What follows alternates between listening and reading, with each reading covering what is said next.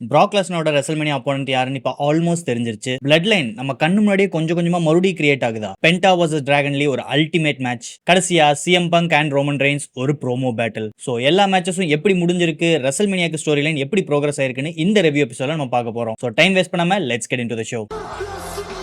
Ladies and gentlemen, on this microphone, in that ring, acknowledge me.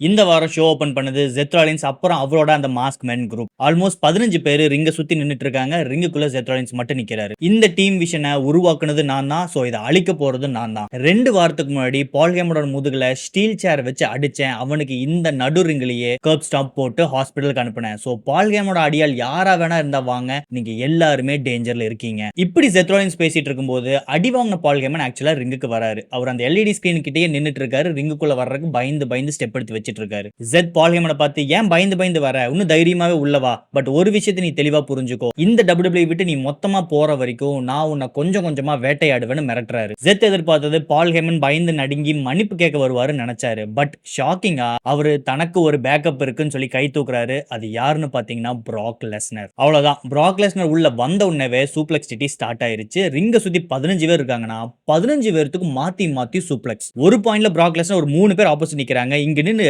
கத்துனா இருப்பாருங்க. 3 பேருமே சும்மா தெரிச்சிட்டு ஓடுனா செமையான spot. Prague Lesnar is a pure beast தான். வெளியே இருக்கிறவங்க எல்லாத்தையும் அடிச்சு முடிச்சிட்டு அப்புறம் ரிங் குள்ள வராரு. ஜெத்தை சுத்தி 3 பேர் இருக்காங்க. 3 பேர் என்ன பண்ணிர முடியும்? மறுபடியும் 3 பேருக்கு சூப்ளெக்ஸ் சிட்டி தான். 15 பேர்த்தையும் ஒத்தால தட்டி தூக்கிட்டு கடைசியில பிராக் லெஸ்னரும் ஜெத் ராலின்ஸ் மட்டும் ஃபேஸ் ஆஃப் பண்றாங்க. திடீர்னு லைட் ஆஃப் ஆகுது. தீம் மியூசிக் ஹிட் ஆகுது. யாருன்னு பாத்தீங்கன்னா ஓபா ஃபெமி. தனக்குனே ஒரு யூனிக்கான வாக்கிங் ஸ்டைல் வச்சிருக்காருல, அது வச்சு தான் ரிங் குள்ள வராரு. கடைசியில பாத்தீங்கன்னா ரிங்குக்குள்ள மொத்தம் ஓபா ஃபெமி, பிராக் லெஸ்னர் அண்ட் ஜெத் ராலின்ஸ். ஜெத் ராலின்ஸ் அப்படியே ரிங்க விட்டு இறங்கி வெளியே போயிட்டாரு. கடைசியில பிராக் லெஸ்னர் ஓபா ஃபெனி மட்டும் தான் ரிங்குக்குள்ள இருக்காங்க. பிராக் லெஸ்னர் அடிக்கலான்னு வரும்போது பிராக் லெஸ்னரையே தூக்கி ஜம்பிங் பவர் பாம் போட்டாரு பாருங்க.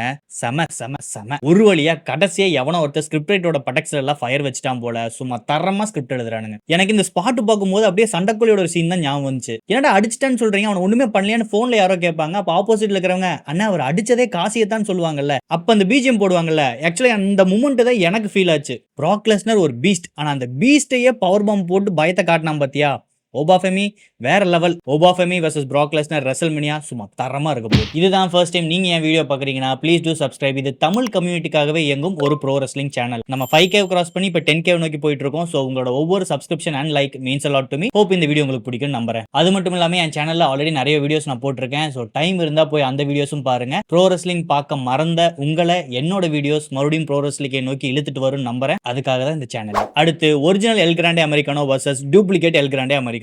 அதான் முகமூடி போட்டு 2 பேர் சுத்திட்டு இருக்காங்க. அதுல குட்டையா இருக்கிறவன் ஒரிஜினல், நட்டையா இருக்கிறவன் டூப்ளிகேட். பாவம் இந்த ஒரிஜினல் அமெரிக்கானுக்கு மேட்ச் ஸ்டார்டிங்லயே ட்ரெஸ்ல கீழே கிழிஞ்சு போச்சு. அவன் பேக் ஆங்கிள் வரும்போதெல்லாம் கேமராவை திருப்பிட்டே இருந்தாங்க. கரெக்டா பட்டக்ஸ் இருக்கிற ஏரியால சரியான ஓட்டை. இதையும் நான் சொல்லித்தாகணும். WWE வரலாற்றிலேயே அடிச்சவன் மயக்கம் போட்டான், அடி வாங்கினவன் ஜெயிச்சிட்டான். அது இந்த மேட்ச் தான் நடந்துச்சு. அதாவது இந்த டூப்ளிகேட் அமெரிக்கானோ கூட ஒரு 2 அடியாளுங்க சுத்திட்டு இருப்பானுங்க. அதுல ஒருத்தன் வந்து இந்த ஒரிஜினல் அமெரிக்கானவை டிஸ்ட்ராக்ட் பண்ணிட்டு இருக்கான். இன்னொருத்தன் பாத்தீங்கன்னா அப்படியே நைஸா ரிங்குக்குள்ள போய் மயங்கி கிடக்கிற அந்த டூப்ளிகேட் மோட மண்டையில, அதாவது மாஸ்க்குள்ள அந்த ஸ்டீல் தகட வச்சுட்டு வந்துடுறான். இவன் வச்சுட்டு வந்ததை இந்த ஒரிஜினல் கவனிக்கல. ஒரிஜினல் என்ன பண்றான், ரிங்குக்கு மேல ஏறி இந்த ஜம்பிங் ஹெட்பட் கொடுக்கலான்னு ஜம்ப் பண்ணி போடுறான். இவன் மண்டைக்குள்ள தகடு இருக்கே. அடிச்ச உடனே அடிச்சவன் மயக்கம் போட்டான். கீழே படுத்துட்டு இருந்தா அப்படியே கை தூக்கி போட்டு 1 2 3 அடிச்சு ஜெயிச்சிட்டான். இது ஒரு ஓகேஷ் மேட்ச் தான். பட் இந்த ஃபினிஷிங் ரொம்ப யூனிக்கா இருந்துச்சு. அடுத்து ஒரு back stage segment. Roman Reigns அவரோட கார்ல வந்து இறங்குறாரு. அவர் வரும்போது அவருக்காக ஊசோஸ் வெயிட் பண்ணிட்டு இருக்காங்க. எனக்கு ஒரு சந்தேகம், இந்த ஊசோஸ் தான் இப்ப டாக் டீம் சாம்பியன்ஸ். அந்த சாம்பியன்ஷிப் பெல்ட் எங்கடா? அட்லீஸ்ட் ஒரு நேம் சேக்காச்சும் கொண்டு வாங்கடா. இவனுக்கு இன்டென்ஷன்லாம் வேணும்னே அவாய்ட் பண்றாங்களா இல்ல தெரியாம அவாய்ட் பண்றாங்கன்னு தெரியல. பட் கைஸ்,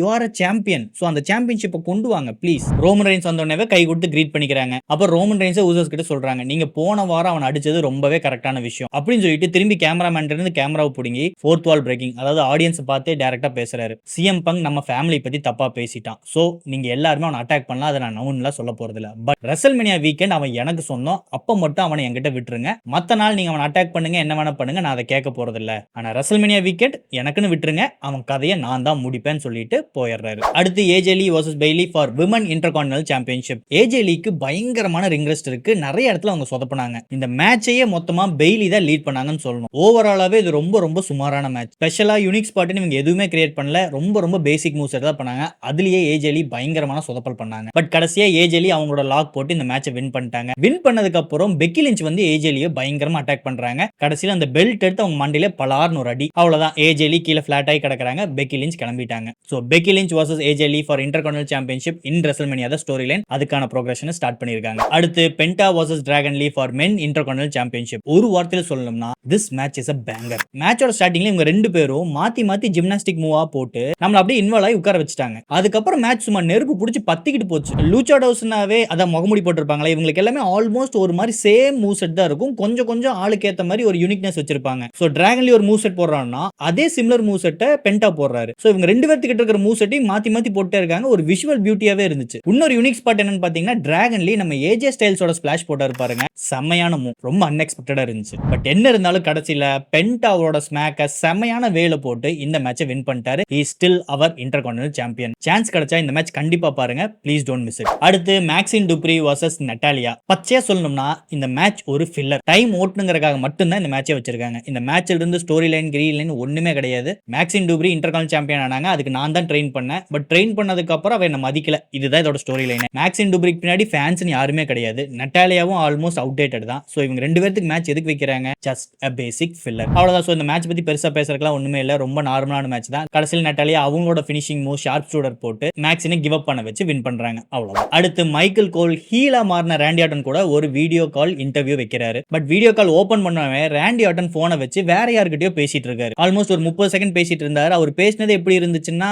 அவர் ஏதோ டீம் ஃபார்ம் பண்ற மாதிரி பேசிட்டு இருந்தாரு. ரொம்ப தேங்க்ஸ், உன்னோட வருகையை எதிர்பார்த்துட்டு இருக்க அந்த மாதிரி ஏதோ பேசிட்டு இருந்தாரு. பட் அது என்னங்கிறது ஒன்னு போற வாரத்துல தான் நமக்கு தெரியும். போன் கால் முடிச்சோடனே மைக்கேல் கோலை பார்த்து மைக்கேல் கோல் நான் கூட இன்டர்வியூ வச்சுக்கிறேன்னு ஒத்துக்கிட்டேன் தான். பட் எனக்கு இப்ப அதுக்கு மூட் இல்ல. பட் அதுக்கு பதிலா நான் ஒரே ஒரு மெசேஜ் மட்டும் கன்வே பண்ணணும்னு நினைக்கிறேன். போன வாரம் நடந்ததுக்கு அப்புறம் எல்லாருமே எனக்கு கூப்பிட்டு நிறைய பேர் அட்வைஸ் கொடுத்துட்டு இருக்கீங்க. அது எதையும் நான் கேட்டுக்கு போறது கிடையாது. நான் ஏன் இப்படி பண்ணேன், நான் ஏன் ஹீலா மாறினங்கிறதுக்கு நான் ஒரே ஒரு மெசேஜ் மட்டும் கொடுக்குறேன்.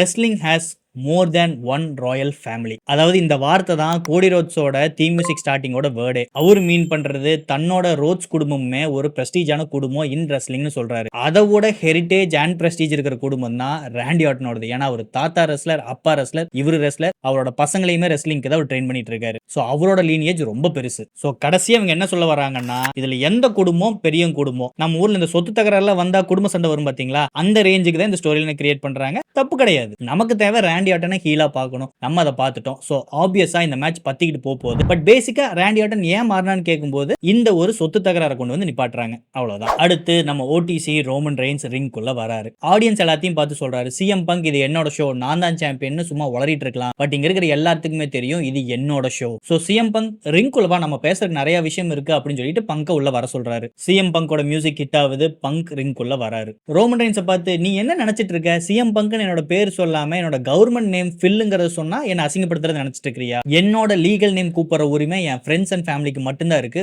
உனக்கு நான் அந்த ரைட்ஸ் கொடுக்கவே கிடையாது. உன்னை பழி வாங்குறேன்னு சொல்லிட்டு நானும் உன்னோட நேம் ஜோங்கிறத சொல்லலாம். பட் உன்னோட குடும்பத்துல நிறைய பேருக்கு ஜோன் தான் பேர் வச்சிருக்கீங்க. நான் பல பேர்த்த மியூச்சுவலா உன் குடும்பத்துக்குள்ள ரெஸ்பெக்ட் பண்றேன். சோ உன் பேரை சொல்றேன்னு சொல்லி நான் அவங்கள அசிங்கப்படுத்திட கூடாது. அதனாலதான் உன்னோட ரிங் நேம் ரோமன் ரெயின்ஸ் நான் சொல்றேன். சோ நீயும் என்ன சிஎம் பங்க்னு கூப்பிடுன்னு டிமாண்ட் பண்றாரு. அப்புறம் ரெயின்ஸை பார்த்து கேட்கறாரு, என்னப்பா உன் குடும்பத்தை எல்லாத்தையும் என் மேல தூண்டி விட்டுட்டு இருக்கிறியா? இன்னும் கேமராவை பார்த்து யார் வேணா பங்க் அட்டாக் பண்ணிக்கங்க, ரெஸ்ல்மேனியா அன்னைக்கு மட்டும் என்ன விட்டுருங்கன்னு கேட்டுட்டு இருக்க, என்ன பயமுடுத்துறியான்னு கேட்கறாரு. உடனே ரோமன் ரெயின்ஸ் சிரிச்சிட்டு, எப்பா ஆளுங்களை ஏவி விடுற அளவுக்கு நீ ஒன்னும் பெரிய ஆளும் கிடையாது, அதே மாதிரி அவங்களை ஏவி விடணும்னு எனக்கு அவசியமும் கிடையாது. நீ என் குடும்பத்தை பத்தி தப்பா பேசிட்ட. சோ அதுக்கான விளைவா சமூகன் குடும்பத்தை பத்தி தப்பா பேசினீங்கன்னா பல பேர் உன்னை அட்டாக் பண்ணதான் செய்வாங்க. நான் யாரையும் உன்னை வந்து அட்டாக் பண்ணணும்னு சொல்லல, அட்டாக் பண்ணாதீங்கன்னு நான் சொல்லல. சோ உன்னை அடியால் வச்சு நான் அடிச்சேன்னு என் மேல வரல காட்டாத, நீ பண்ண தப்புக்கான ப்ரிகாஷன்ஸ் தான் உனக்கு வருதுன்னு சொல்றாரு. சிஎம் பங்க் உடனே சிரிச்சிட்டு, ரொம்ப கரெக்ட் தான், போன வாரம் கூட உன்னோட சார்பா ஊசோஸ் வந்து என்ன அடிச்சிட்டு போனாங்க. ஒரு வகையில அவங்க கொடுத்த மெசேஜ் ரொம்ப கரெக்ட். பட் கொடுத்த மெசஞ்சர் தான் தப்பு. அதாவது அவர் என்ன சொல்ல வராருன்னா, நான் அடி வாங்கினது ரொம்ப கரெக்ட் தான், நான் குடும்பத்தை பத்தி தப்பா பேசினேன், அதுக்கான அடிக்கு நான் டிசர்விங் தான். பட் அந்த அடியை ஊசோஸ் வந்து கொடுத்துருக்க கூடாது, நீ தான் வந்து கொடுத்துருக்கணும். அப்ப இங்க யாரு ட்ரைபல் சீஃப், நீயா இல்ல அவங்களான்னு நக்கல் பண்றாரு. பேசிக்கா அவர் சொன்ன தோரணை எப்படி பாத்தீங்கன்னா, ஆம்பளையா இருந்தா நீ தாண்டா வந்து அடிச்சிருக்கணும், அதுக்கு அவனுங்களை ஏவி விடுறான்னு கேட்டாரு. உடனே ரோமன் ரெயின்ஸ் சிரிச்சுக்கிட்டு, என்ன பழைய மைண்ட் கேம்ஸ் ஆடுறியா, யாரு ட்ரைபல் சீஃப் யாரு ட்ரைபல் சீஃப், 5 வருஷம் இதுவே தாண்ட எல்லாருமே என்கிட்ட வந்து சொல்லிட்டு இருக்கீங்க. ஆனா இங்க இருக்கிற எல்லாத்துக்குமே தெரியும் உண்மையான ட்ரைபல் சீஃப் யாருன்னு. ஆனா இங்க இருக்கிற ஆடியன்ஸ் எல்லாத்துக்குமே தெரியும் யாரு உண்மையான ட்ரைபல் சீஃப்னு. சோ நான் மைண்ட் கேம்ஸ் விளையாடுறேன்னு அரைச்சமாவே அரைக்காம புதுசா ஏதாச்சும் பாயிண்ட் இருந்தா எடுத்துட்டு வா. அப்புறம் என்னப்பா சொல்லிட்டு இருந்தா நான் பார்ட் டைமா நான் ரொம்ப கம்மியான அப்பியரன்ஸ் தான் வரேனா. சிஎம் பங்க் ஒரு விஷயத்தை புரிஞ்சுக்கோ, நான் டாப் லெவல் பிளேயர், நான் இப்படித்தான் இருப்பேன். உனக்கு சந்தேகமா இருந்தா போ உன் வைஃப் கிட்ட கேளுன்னு சொல்றாரு. அவங்களோட வைஃப் ஏஜலி இதே மாதிரி தான் ரொம்ப ரேர் அப்பியரன்ஸ் தான் கொடுக்குறாங்க. பட் இந்த வார்த்தை ரொம்பவே சிஎம் பங்க் இன்சல்ட் பண்ணுச்சு. என் டைம் வேஸ்ட் பண்ணாதுன்னு சொல்லிட்டு அவர் ஆக்சுவலா ரிங்க விட்டே கிளம்புறாரு. உடனே சிஎம் பங்க் குறுக்கால அவர் கையை விட்டு நான் தான் இங்க சாம்பியன், இது என்னோட ஷோ, சோ நான் சொல்லும் போது இங்க ஷோ முடியும்னு ஒழுங்கா ரிங் குள்ள போன்னு மிரட்டுறாரு. வெளியே போன ரோமன் ரெயின்ஸ் ரிங் குள்ள வராரு. பங்க் அந்த ரெசல்மேனியா சிம்பிளை பார்த்து கை காட்டி, டேய் திரும்பி அந்த சிம்பிளை பாத்துக்கோ, இதுதான் உன் வாழ்க்கையில நீ கடைசியா ரெசல்மேனியால மெயின் இவென்ட் பண்ண போற. இந்த ரெசல்மேனியா 42 மேட்ச்ல உன்னை நான் என் தோள்பட்டையில தூக்கி வச்சு என்னோட ஸ்மாக் ஜிடிஎஸ் போடும்போது என்னோட முட்டி உன் மண்டையில அடிக்கும். அப்போ உன் மண்டைக்குள்ள இருக்கிற அந்த ஈகோ மொத்தமா சுக்குநூறா நொறுங்க போகுதுன்னு சொல்றாரு. உடனே ரோமன் சிரிச்சுக்கிட்டு, இந்த டைலாக் சொல்றதுக்கு தான் ரிங் குள்ள வர சொன்னியா? முதல்ல நீ உன்னோட கற்பனை உலகத்துல இருந்து வெளியே வா. நீ என்ன ஸ்மாக் போட்டு ஜெயிச்சிட போறியா? நான் உன்னை விட ஸ்ட்ராங், உன்னை விட ஸ்மார்ட், உன்னை விட ஸ்பீட், உன்னை விட எல்லா விஷயத்திலையும் நான் பல படி மேல இருக்கேன். சோ ரியாலிட்டியை புரிஞ்சுக்கோ தாத்தான்னு சொன்னாரு. அவர் சொன்ன தோரணை எப்படி தெரியுமா இருந்துச்சு? உன்னை விட நான் எல்லா விஷயத்தையும் மேலடா கிளவான்னு சொன்ன மாதிரி இருந்துச்சு. அவ்வளவுதான், சிஎம் பங்க் ஸ்னாப் ஆயிட்டாரு. உடனே ரோமன் ரெயின்ஸோட மூஞ்சில ஒரு குத்து. கீழே விழுந்த ரோமன் ரெயின்ஸ் ஆக்சுவலா சிரிச்சுட்டு தான் இருக்காரு. பங்க பார்த்து அவ்வளவுதானா, இன்னும் வேற அடிக்கிறதுக்கு ஒண்ணு இல்லையா, அடி பாப்பா அப்படின்னு நக்கலா கேட்கிறாரு. பட் இமீடியட்டா ஜெனரல் மேனேஜர், செக்யூரிட்டின்னு எல்லாரும் நடுவில் வந்து நின்னுட்டாங்க. சிஎம் பங்க சமாதானப்படுத்தி வெளியே கூட்டிட்டு போயிட்டாங்க. ரோமன் ரெயின்ஸ் நடுலுங்கல நின்னுட்டு சிஎம் பங்க பார்த்து, நீ எனக்கு ஒண்ணுமே இல்ல, யூ ஆர் நத்திங் சொல்லி சிரிச்சிட்டு இருக்காரு. அதோட இந்த செக்மெண்ட் க்ளோஸ் ஆகுது. இது ரொம்பவே பிளாட்டான ப்ரோமோ செக்மெண்ட் தான், எக்ஸெப்ஷனலா நான் சொல்ல மாட்டேன். But it's filled with mind games. So நம்ம முன்னாடியே நினைச்ச மாதிரி இந்த மொத்த ஸ்டோரி லைனையுமே இவங்க ஒரு சைக்காலஜிக்கல் வார்ஃபேரா தான் கொண்டு போறாங்க. அப்படி இந்த பக்கம் பாத்தீங்கன்னா டீம் விஷன் வந்து ஊசோஸ் கூட இந்த டாக் டீம் சாம்பியன்ஷிப் பெல்ட்டுக்கு நோக்கி போயிட்டு இருக்காங்க. சிஎம் பங்க் லைட்டா ஹீல் ஆகிற மாதிரி ஒரு ட்விஸ்ட் அண்ட் டர்ன்ஸ் கொடுத்துட்டு இருக்காங்க. எனக்கு என்னமோ ரெசல்மேனியா டைம்ல சிஎம் பங்க் திடீர்னு பால் ஹேமன் கூட சேர்ந்து அவரு தான் டீம் விஷனுக்கே லீடர் ஆவாருன்னு தோணுது. அப்படி மட்டும் ஆச்சுன்னா சும்மா வேற லெவல் இருக்க போகுது. பட் இது என்னோட தியரி தான். மேபி இது ரெசல்மேனியா நடந்தா சூப்பரா இருக்கும். அவ்வளவுதான் ரெஸ்லர்ஸ். இந்த வார ரா எபிசோட் ரொம்ப பிளாட்டான எபிசோட் தான். பட் ரெசல்மேனியாவோட ஸ்டோரி லைனுக்கு எங்கெங்கெல்லாம் இவங்க க்ளூ கொடுக்க முடியுமோ கொடுத்துட்டாங்க. சோ பிராக் லெஸ்னரோட மேட்ச் ஆல்மோஸ்ட் ஃபைனலைஸ் ஆயிருச்சு. ராவோட டாக் டீம் சாம்பியன் யார் கூட மேட்ச்னு தெரிஞ்சிருச்சு. செத் ராலின்ஸோட ஸ்டோரி யார் கொஞ்சம் கொஞ்சமா பில்ட் பண்ணிட்டு இருக்காங்க. ரோமன் ரெயின்ஸ்க்கு CM Punk psychological warfare build பண்ணிட்டாங்க. So storyline point of வியூல பாக்கும்போது எல்லா பாயிண்ட்ஸ் அண்ட் எலிவேஷன் இதுல கரெக்டா தான் இருந்துச்சு. சோ நீங்க என்ன நினைக்கிறீங்க? செத் ராலின்ஸோட ஸ்டோரி லைன் எப்படி ஆக போகுது? அவருக்கு ரெசல்மேனியால ஆப்போனன்ட்டா யார் வந்து நிப்பான்னு நினைக்கிறீங்களோ கமெண்ட்ஸ்ல லீவ் பண்ணுங்க. ஓபா ஃபெமி vs பிராக் லெஸ்னர் எப்படி இருக்க போகுதுன்னு உங்க ஒபினியனையும் கமெண்ட்ஸ்ல மறக்காம சொல்லுங்க. இந்த வீடியோ பிடிச்சிருந்தா லைக் பண்ணுங்க. மறக்காம ரெஸ்லிங் பார்க்கக்கூடிய உங்க ஃப்ரெண்ட்ஸுக்கு இதை ஷேர் பண்ணுங்க. அடுத்து வேறொரு ப்ரோ ரெஸ்லிங் வீடியோல நான் உங்களை சந்திக்கிறேன். அது வரைக்கும் it's me vera signing off. Until next time.